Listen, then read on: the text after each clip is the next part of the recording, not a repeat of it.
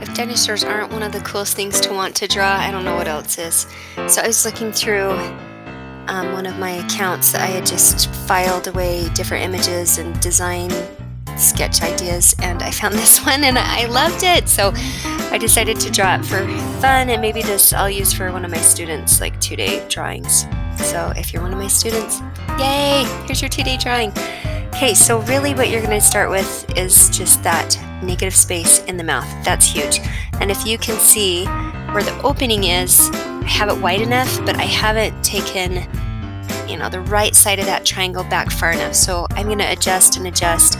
And you want to pay attention to relationships. So where the eyes sit and then where the end of that mouth comes, how do they relate? What's the distance from the bottom of the eye to the top of that curve of the mouth? The top of the nose, how much farther above the eyes or the eyebrow area? That's not an eyebrow, what would you call that? Just like your brow bone area. And then the skull, okay? And then where does the tongue come out of the mouth, and how far does the tongue come?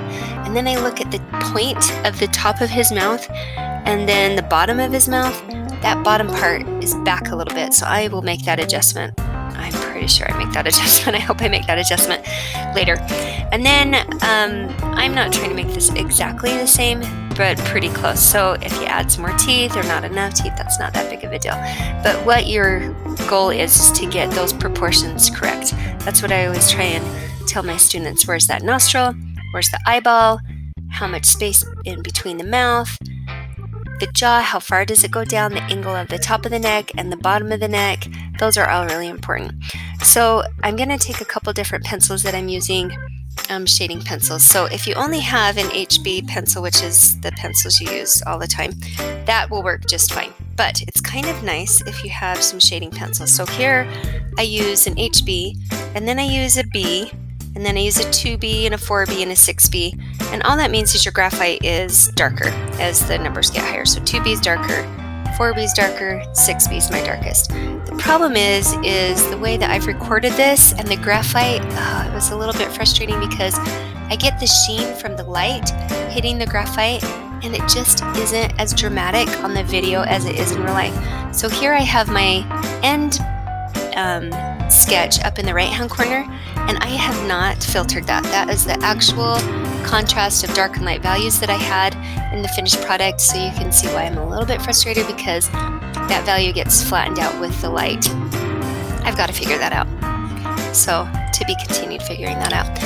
And then you just go in with your different pencils in the darker areas, like the mouth and the shadow. I'm using my darker pencils, but I don't necessarily just jump right to the 6B. A lot of times I'll build up my value because I don't know how dark I want to get.